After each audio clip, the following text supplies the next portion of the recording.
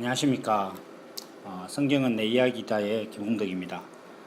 오늘은 로마서 세 번째 시간입니다. 근데 이제 제가 로마서와 그 십계명 때 약속드린 대로 그 내용과 형식에 대해서 오늘 한번 말씀을 드리도록 하겠습니다.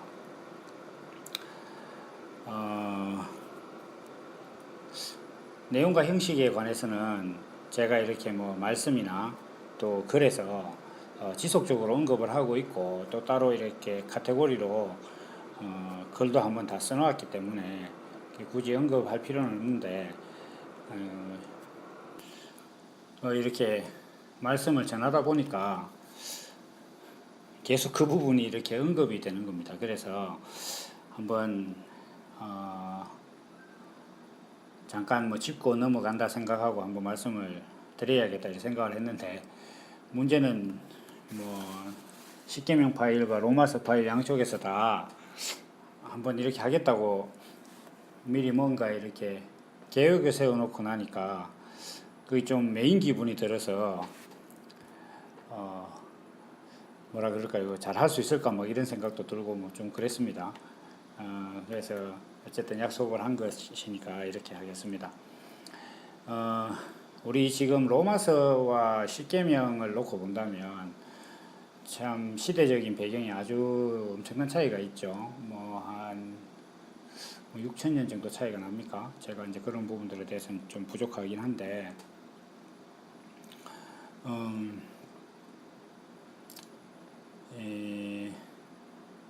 십계명을 할 때나 로마서를 할 때나 다 이게 어차피 성경을 이야기하는 것이고, 또 성경은 예수 그리스도를 이야기하는 것이고, 예수 그리스도란 하나님의 어떤 그 말씀이 우리와 동일한 육신으로 표현되는 그런 사람일 때 그 사람을 그리스도라고 하는 것이기 때문에, 모든 사람은 다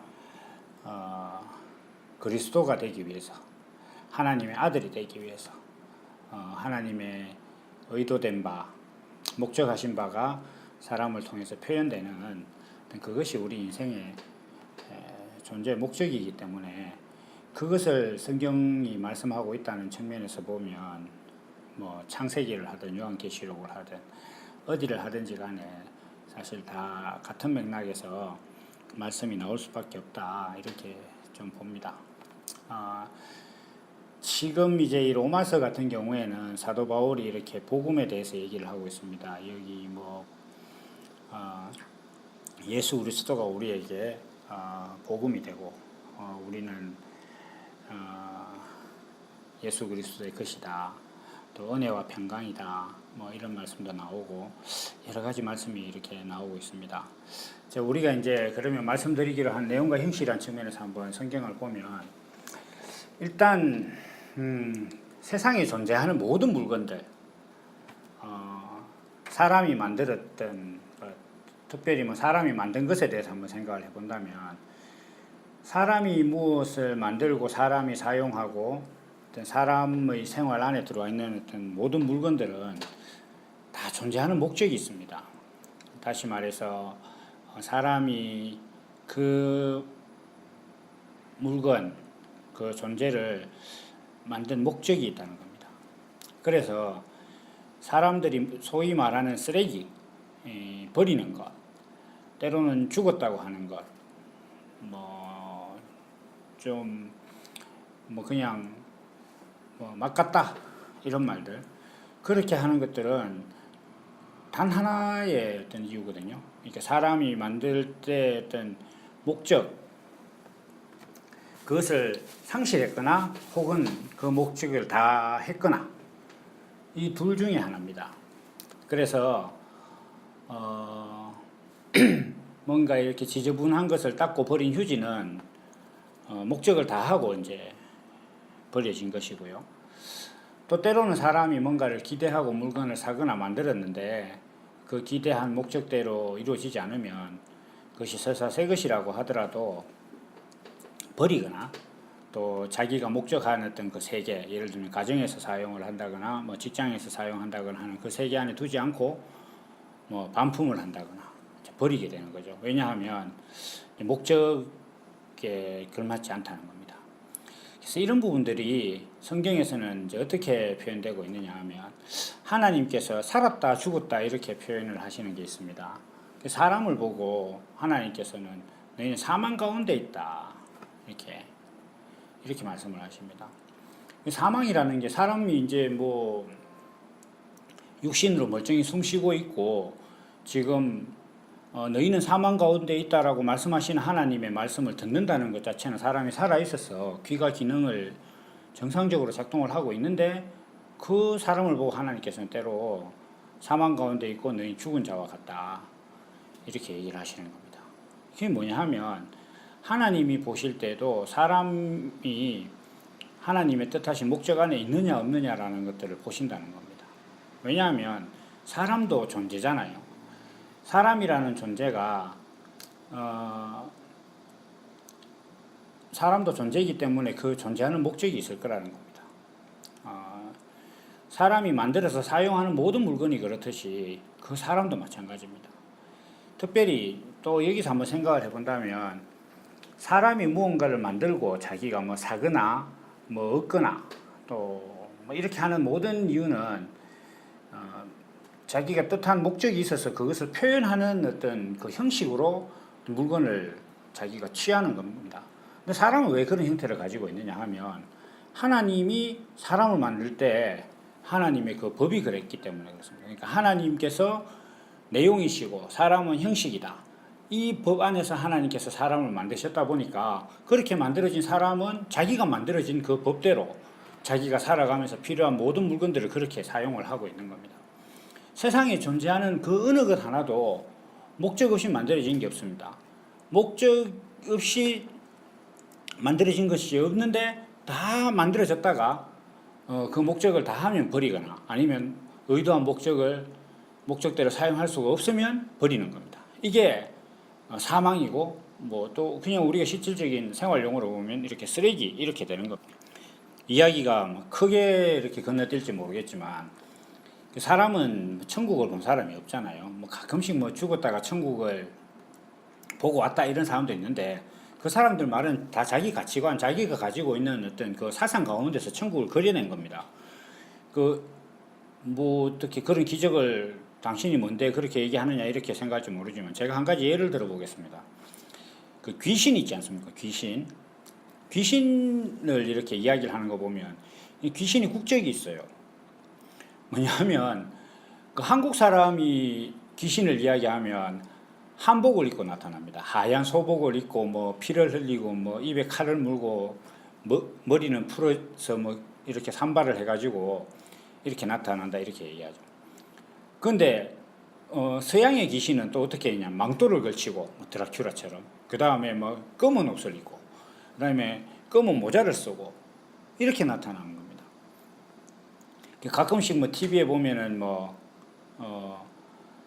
저기 뭐죠? 뭐 이렇게 스프라이즈나 무슨 그 프로그램 이름도 모르겠는데 믿기 힘든 이야기 뭐 이런 것들 하는데 보면 중국 이야기가 나오잖아요. 거기 보면은 귀신이 중국 옷 입고 나와요.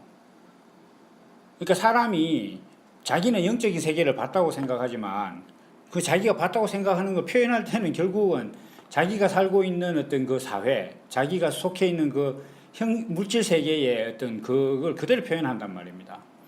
그러니까 죽었는데 내가 죽어서 천국을 봤다 이렇게 하면서 말하는 얘기들이 다 뭐냐 하면은 예를 들면 뭐 천국에 갔더니 그 하나님께 잘한 사람들은 큰 건물을 짓고 이렇게 살고 있더라든지 뭐 이렇게 얘기를 하는 겁니다. 그거 방식이 딱 세상에서 똑같은 거 아닙니까? 세상에서 성공하면 막 그 빌딩도 가지고 부자가 돼서 살더라.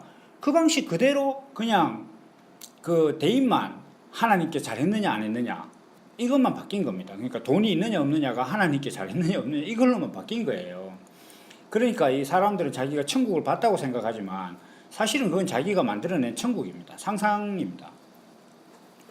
어떤 목사님은 뭐 자기가 어릴 때 그랬다고 그러더라고요. 천국 가면 사탕과 초콜릿이 넘쳐날 것이라고 아무데나 다 있을 거라고. 왜냐하면 자기가 그걸 좋아할 때 그렇게 생각을 하는 거거든요.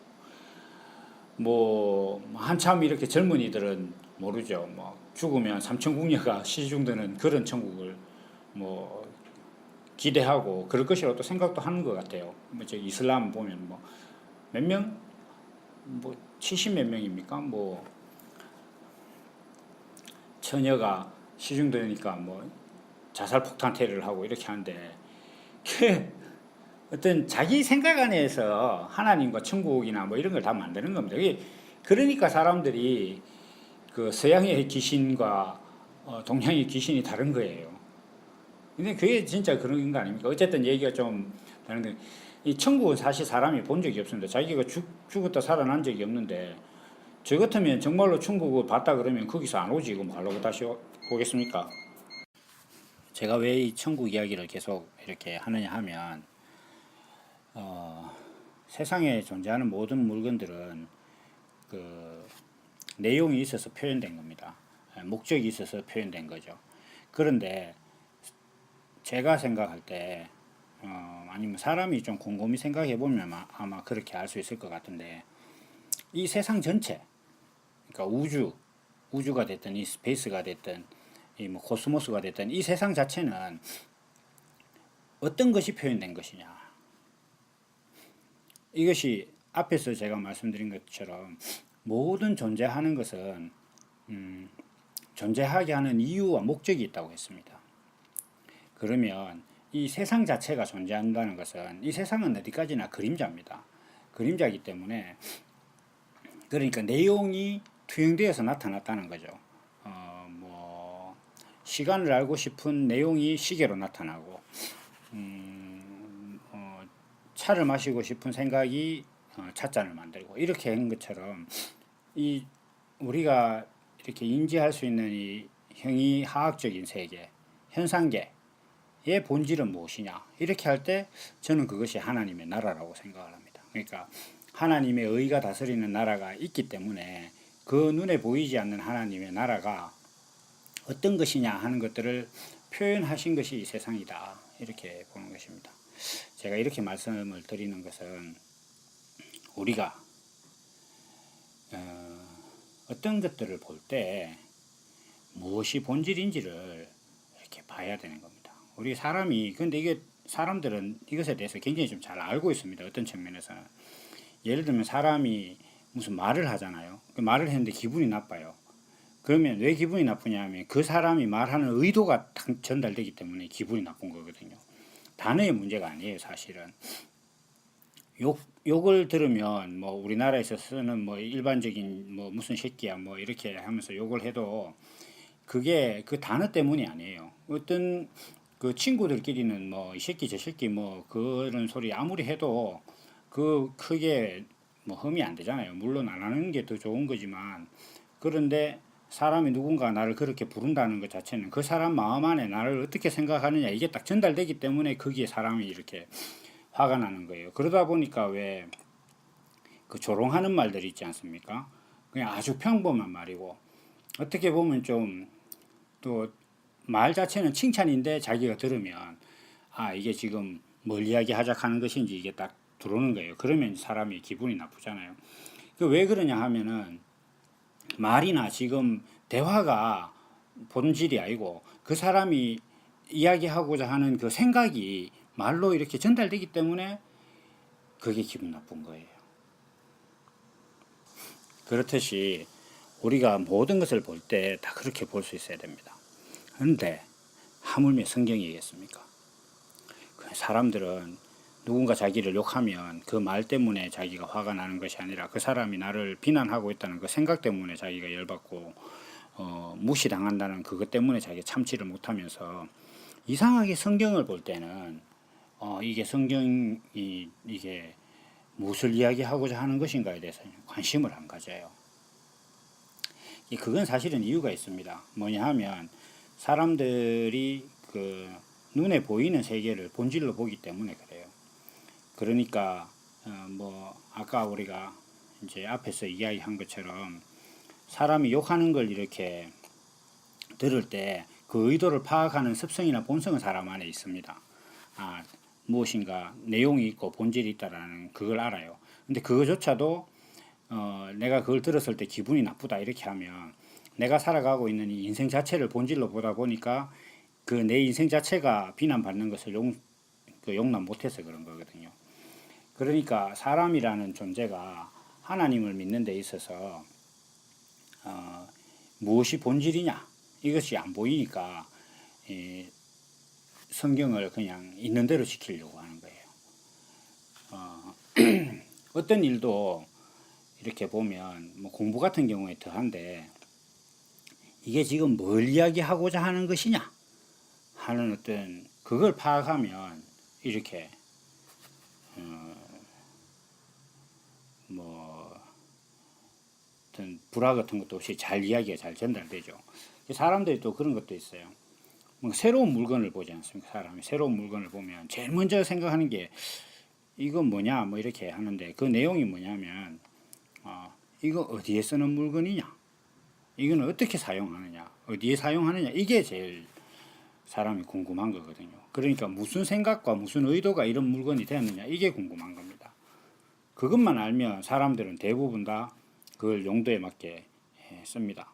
그래서 예를 들면 뭐 이렇게 작업을 할 때 도구 같은 걸 줘도 처음 만지는 사람 이거 어떻게 사용하느냐 이렇게 묻지만 그게 어디에 사용하는 것이고 왜 만들어졌는지만 이해하면 그런 걸 묻질 않거든요. 이건 이런 것이다 이렇게 이해가 되는 겁니다. 그러므로 이 사람이라는 이 존재 자체도 뭐 사람의 존재 자체도 이런 말이 아니라 그러니까 성경을 보는 이 관점도 아주 이 부분을 성경을 보는 관점도 이 부분만 명확하게 안다면 이게 사실 어려울 게 없습니다. 뭐냐 하면 뭘 이야기하자는 건지를 아는데 어려울 일이 뭐 있겠습니까? 그러니까 그 성경은 예수 그리스도를 이야기하는 거 아니냐? 누구나 다 알아요. 사실은 뭐 교회 문턱 몇 번만 밟았다 그러면 다 아는데 그 예수 그리스도가 도무지 누구냐 이거예요. 2000년 전에 돌아가신 십자가에 못 박히신 그 목수 요셉의 아들 그 예수냐? 그 예수가 그리스도라는 것을 믿는 것은 어렵지 않습니다. 그거 누가 뭐 모르겠습니까? 근데 안 믿는 사람들도 그거는 인정합니다. 그 사람들 왜 그거 쉽게 인정하느냐 하면 그거 인정한다고 자기 손에 댈 게 없거든요. 다시 이야기해서 자기와 상관없는 얘기입니다. 마치 그것처럼 교인들도 그렇게 예수님을 인정을 해요. 예수 그리스도라는 존재가 무엇이냐 이렇게 하면 누구시냐 그 정체성이 무엇이냐 이렇게 하면 하나님의 말씀이 육신이 된 존재라는 거예요. 그러니까 하나님 품속에 있는 독생하신 아들이 나타나신 거다 이렇게 하는 거예요. 그러니까 하나님 안에 어떤 의와 계획이 정말 독생한 유일한 누구에게 유일한 것이냐 사람에게 하나님이 가지신 유일한 뜻이 있는데 그것을 예수님께서 육신으로 표현해 냈다는 거예요. 그런데 사람이라는 존재는 하나님의 뜻을 육신으로 표현해내는 그 자체가 존재의 목적입니다. 이것만 알면 돼요. 그것만 알면 사람이라는 존재는 뭐 예를 들면 술을 마셔도 될까요? 밥 먹기 전에 기도를 해야 됩니까? 안 해야 됩니까? 뭐 심지어는 공산당이 목에 칼을 대고 총을 대고 뭐 예수 믿으면 죽인다 이렇게 했을 때는 어떻게 해야 됩니까? 이런 모든 케이스에 대해서 사실 그 염려할 게 없어요. 자기가 이 성경이 이야기하고자 하는 것이 나라는 삶이 나라는 존재가 그리스도를 표현하기 위해서 존재하는 것이다. 이거 하나만 알면 모든 상황에서 지금 여기서 어떻게 하는 것이 그리스도를 표현할 수 있는 것이냐 하는 건 그냥 알게 돼요. 예수님이 그걸 말씀하신 거예요. 너희가 성령이 오시면 내가 말한 것이 다 기억나고 어떤 상황이 됐을 때 다 알아서 할 수 있을 것이다 라고 말씀하신 게 그겁니다. 그러니까 성령이 안에 계시다는 것은 사람이라는 존재가 어떤 존재 목적을 가지고 있느냐 하는 것을 사람이 알고 있다면 그 사람은 어떤 상황, 어떤 신앙, 성경의 어떤 말씀이라도 이것이 무엇을 이야기하고자 하는 것이며 이것이 어떤 이야기를 하자는 것이며 내가 이것을 지킨다는 것이 무엇인지를 알게 된다는 것입니다. 그것이 바로 이 성경이 말하고 있는 그 내용입니다. 자, 성경에는 여러 가지들이 나옵니다. 남자와 여자라는 것도 나오고요. 뭐 아버지와 아들이라는 것도 나오고 믿음과 행함 이런 것도 나오고요. 뭐 성령으로 잉태하셨다. 말씀이 육신이 되었다. 뭐 우리 앞에서 이야기한 천국도 나오고요. 더 나아가서는 이제 사람은 하나님과 하나가 되기 위한 존재다. 이런 부분들이 있잖아요. 그리고 그리스도 안에 있다. 또 뭐가 있을까요? 너희 몸을 산 제사로 드려라. 뭐 이런 그 다양한 말씀. 그리고 또 뭐 성령의 9가지 열매다. 이런 말씀들이 있지 않습니까? 항상 기뻐하라, 쉬지 말고 기도하라, 범사에 감사하라, 이런 것들. 이런 말씀들을, 그 말씀을 하고자 하신 의도를 모르고 그냥 그 말씀에 매몰돼서 보면 곤란한 일들이 많이 일어납니다.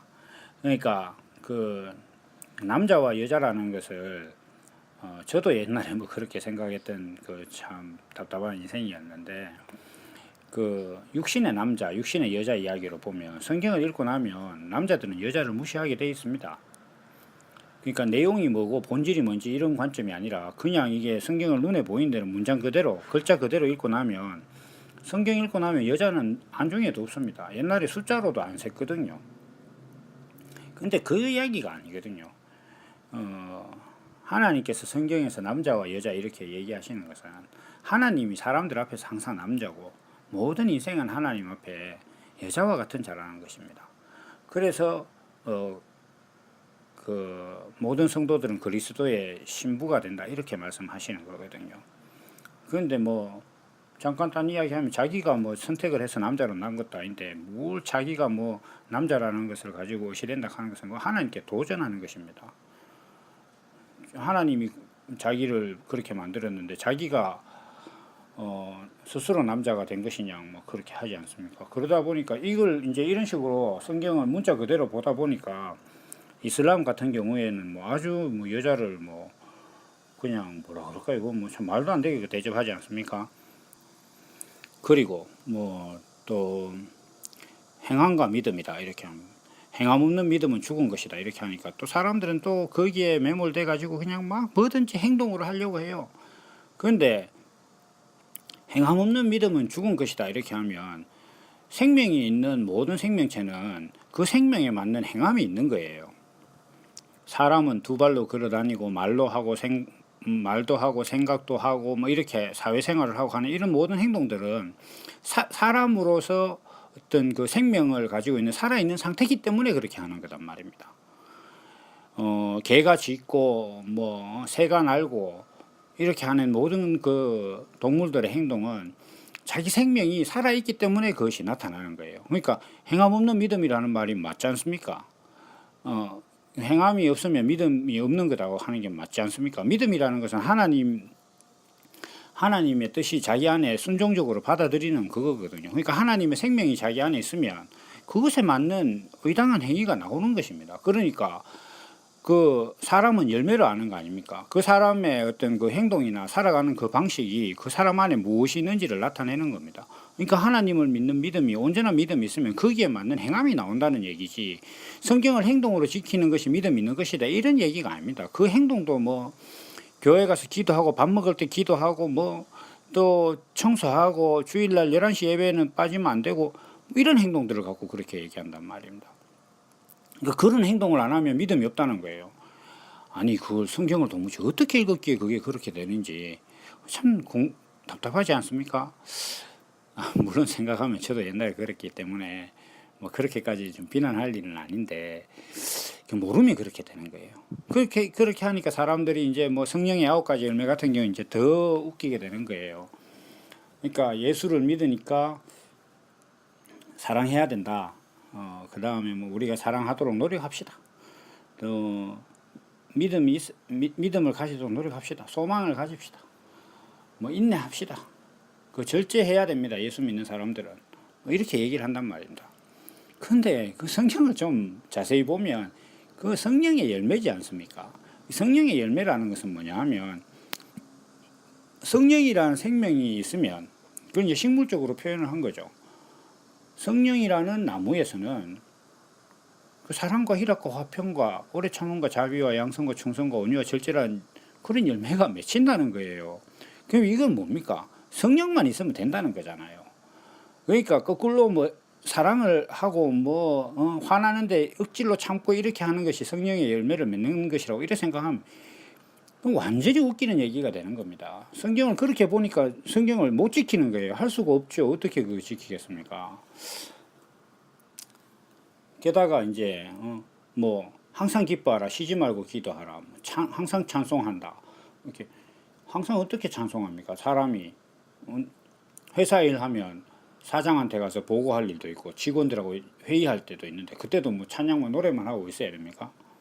그럼 항상 기도만 하고 있어야 됩니까? 그럼 뭐 범사에 감사하라. 아니 사람이 길 가다가 돈만 한 10,000원 잃어버려도 짜증 나는데 그것은 아니더라도 운전하면 앞에 끼어들기 하나만 들어도 뭐 그렇게 신경질 나는 게 사람인데 어떻게 만사를 감사한단 말입니까? 이게 그런 얘기가 아닙니다. 내가 예수 믿으니까 뭐 인간의 본성을 초월한 어떤 그런 절제와 금욕을 해야 언제나 신앙이다. 이렇게 가면 안 된다는 거예요. 그게 왜 그러냐 하면 그건 그 하나님께서 만드신 인생을 부정하는 거예요. 하나님이 보시기에 심히 좋았다고 하는 인생을 자기는 부정하게 생각하고 금욕적인 생활을 하고 사람 안에서 나오는 어떤 그런 것들을 다 다스려야 한다고 생각하고 사람 안에서 나오는 거는 무조건 다 잘못됐다고 생각해요. 그렇게 되는 거예요. 하나님께 정식으로 도전하는 거거든요. 그런 얘기가 아닙니다. 이게 그 항상 기뻐한다 하는 게 이런 거죠. 내 존재 자체가 하나님께서 나를 만드신 목적이 내 안에 있어서 나는 항상 그 생명으로 사는 거예요. 그게 어떤 존재 자체가 감사하고 존재 자체가 기쁨이면 됩니다. 사람이 그러면 예수 믿는다 그 존재가 그렇게 된다고 해서 사람이 안 슬프냐? 슬프지요. 그러니까 이거 이렇게 봐야 됩니다. 축구를 아주 좋아하는 사람, 뭐 새벽마다 조기 축구에 가서 공 차고 뭐 공만 보면 하던 일 접어두고 가서 공 차는 사람이 있다고 칩시다. 축구를 너무너무 좋아하는 사람이죠. 그 사람은 뭐 정체성이 프로 축구 선수일 수도 있어요. 그렇지만 그 사람이 축구할 때 숨이 차지 않습니까? 그 사람이 축구할 때 안 뛰어다니도 됩니까? 다 뛰어다녀야 돼요.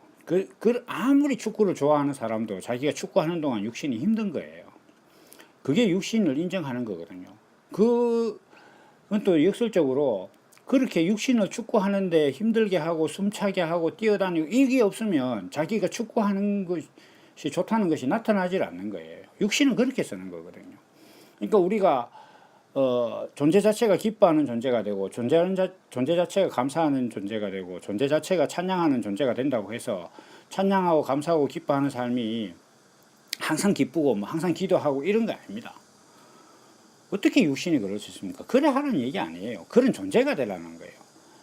그러니까 그런 존재가 되면 언제든지 기도하는 것이 기쁘고 뭐 어떤 언제든지 자기가 이렇게 생각해 보면 뭐 때로는 자기가 좀 화도 나고 막 짜증도 나고 불만도 있고 뭐 심지어 하나님께도 불만이 있고 이렇지만 가만히 생각해 보면 내가 존재한다는 이 자체가 정말 감사한 거예요. 그래서 저는 그렇게 생각합니다. 적어도 예수 믿고 하나님을 믿노라 한다면 자기가 태어나지 않았던 것보다는 자기 삶이 감사해야 돼요.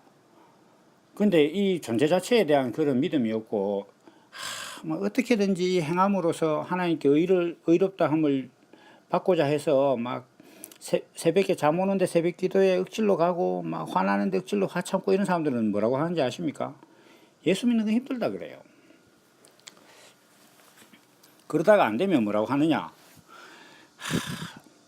태어나지 않았으면 이런 일이 없을 텐데. 특히나 자기가 그렇게 한다고 했는데 잘 안 돼가지고 뭐 죄를 범한다거나 마음이 크게 상심한다거나 막 안 좋은 일 당한다거나 이러면 그 하나님께 원망을 하면서 생각하는 것이 내가 태어나지 않았으면 좋았을 텐데 뭐 이렇게 생각을 하는 겁니다.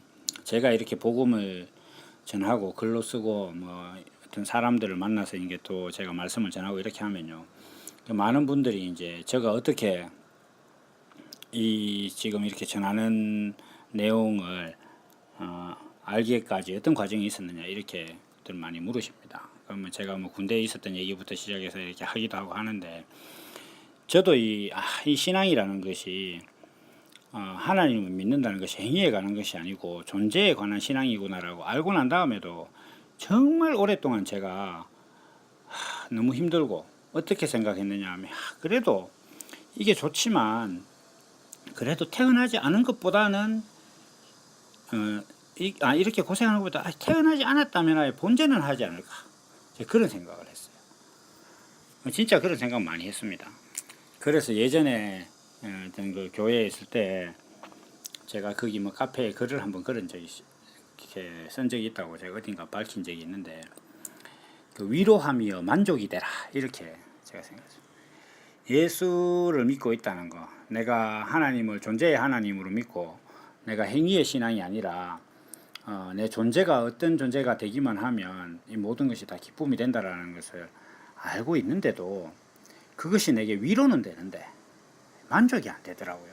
만족이 정말 그럴 때가 있거든요. 그런데 이게 점점 이 그 복음의 이제 제 안에 있는 이 생명이 제 삶을 이렇게 점점 이렇게 뭐 장악한다고 할까요? 주관해 가다 보니까 어느 순간이 되니까 저 마음에, 야, 내가 이거 태어나지 않았으면 어쩔 뻔했나, 이런 생각을 하는 거예요.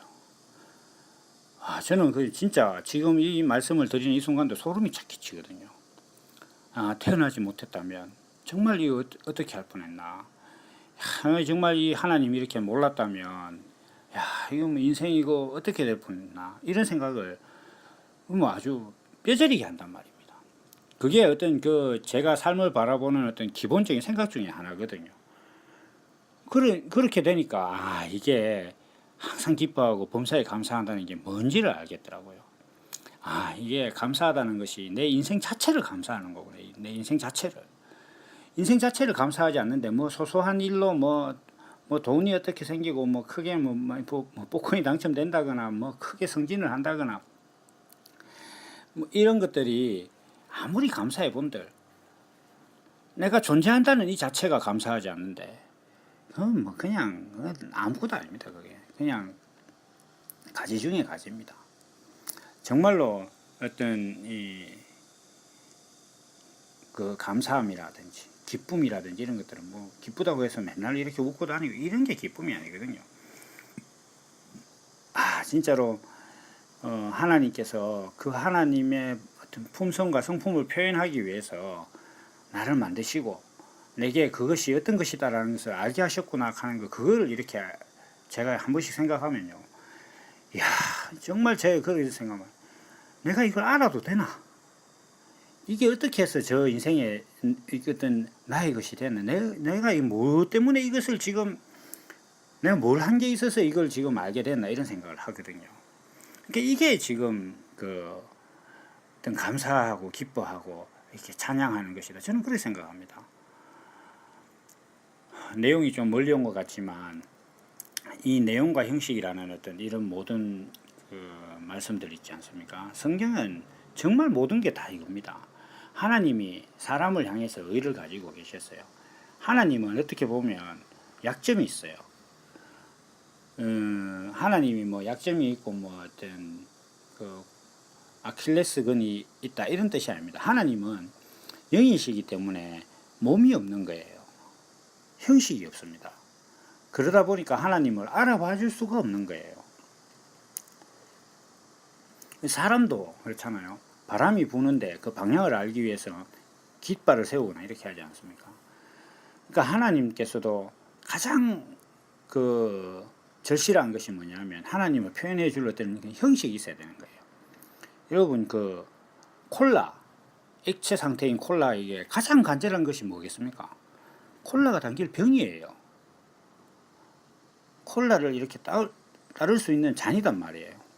하나님의 그 어떤 성품, 그것을 표현할 수 있는 그 그릇, 그래서 하나님께서 거하실 수 있는 어떤 그런 것, 하나님이 안에 있어서 하나님이 그 안에 있다는 것을 표현할 수 있는 존재, 이게 사람입니다. 이게 성경의 내용이에요. 그것만 있으면 사람은 모든 것들을 다 표현할 수가 있어요. 이거 하나만 알면 됩니다. 그 생각을 해보십시오. 너희 몸이 거룩한 성전이다. 맞잖아요. 너희 몸을 거룩한 산 제사로 드려라. 되잖아요. 하나님이 저 안에 있으면 삶이 그렇게 되니까 되지 않습니까? 그게 너무 간단한 거예요. 하나님의 아들은 아버지의 의도가 육신을 갖고 나타난 거예요. 아들 되지 않습니까?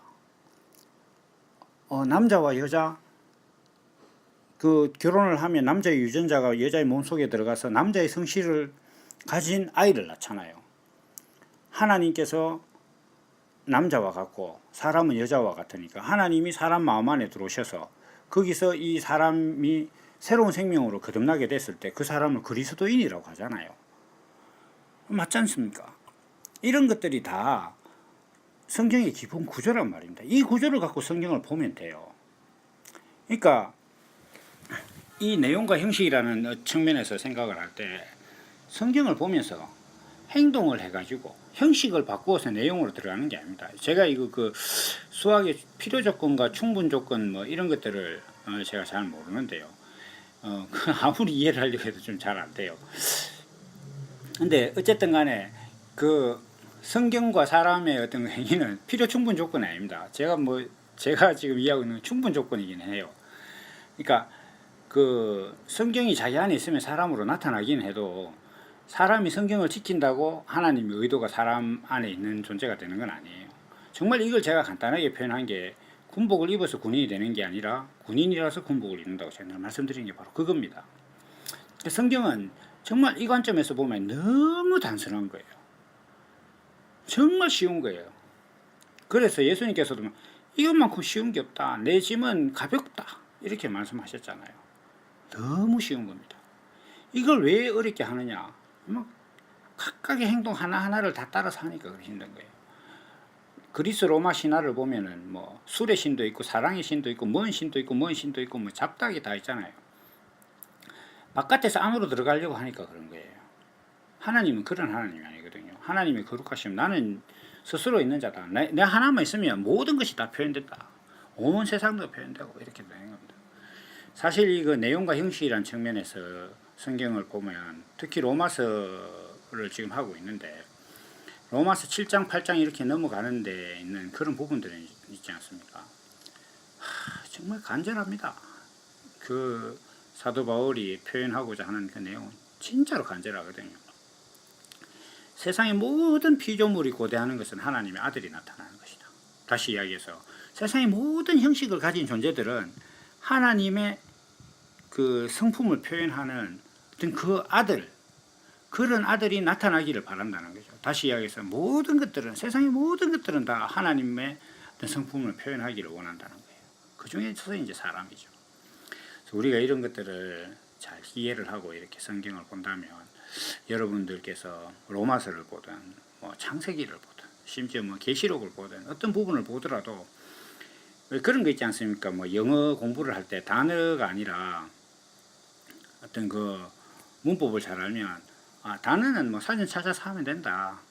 내가 뭐 얼마든지 할 수 있다. 이런 사람들이 있다고 하는데 성경도 그렇습니다. 저는 감히 성경을 다 알고 있다고 생각합니다. 저는 근데 성경 다 잘 모릅니다. 성경에 나온 단어의 뜻도 모르고 옛날 이 시대적 배경도 모르고 이 뭐 사건이 왜 이렇게 일어났는지 뭐 이런 것들 아직도 모르는 것들 많습니다. 그러나 한 가지는 분명히 합니다.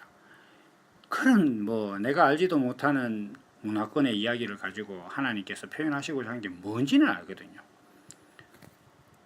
그래서 뭐 요 앞에 말씀드렸던 것처럼 심청전을 모르는 효자와 심청전을 연구해서 논문을 받은 불효자와 누가 더 심청전을 지킨 겁니까? 저는 신학 모릅니다. 뭐 그냥 알 필요도 없다고 생각하고 솔직히 거기에 대해서 좀 비판적입니다. 뭐 신앙이 왜 학문이 돼야 되는지 저는 이해를 못하겠습니다. 그런데 성경이라는 이 하나님의 말씀은 영이신 하나님이 그 존재와 성품과 그런 존재와 성품이 나타나는 영광을 나타내시기 위해서 형식을 그 안에 있는 내용을 형식으로 표현하신 겁니다. 마치 사람이 뭔가 음료를 마시기 위해서 컵을 만들고 병을 만들었던 것처럼 하나님의 생각을 나타내시기 위해서 세상과 사람을 만드신 겁니다. 이것뿐입니다. 성경은. 그러면 이것만 알면 모든 행동을 하게 되어 있습니다. 안에 그 하나님의 DNA, 그리스도의 어떤 성품 그것이 있으면 성경 안 지키려고 노력 한번 해보십시오. 되는가? 지킬 수밖에 없습니다. 성경 무조건 다 지켜집니다. 어떻게 성경을 어길 수가 있습니까? 개로 태어난 강아지가 개의 짓이 아닌, 개가 할 수 없는 짓을 어떻게 할 수 있겠습니까? 개가 사람 말 못하잖아요. 개가 사람 말 하면 그건 죄예요.